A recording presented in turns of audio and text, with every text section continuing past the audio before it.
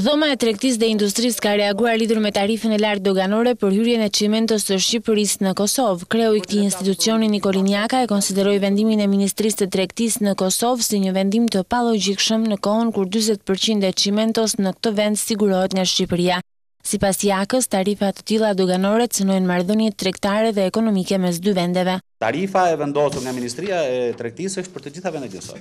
Por në analizën që ne bëjmë i bie që Shqipëria është e penalizuar sepse Shqipëria mbulon 40% të tregut.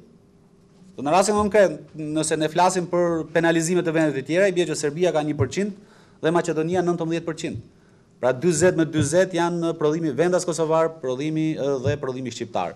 Ndërkohë që ne flasim për unifikim taksash, ne flasim për një ekonomi të liberalizuar mes dy vendeve, sepse realisht sipërmarrja nuk i quan dy vende, megjithëse ato janë dy shtete, ne jemi një kombë dhe ekonomia duhet të liberalizohet dhe duhet kemi një qarkullim të lirë.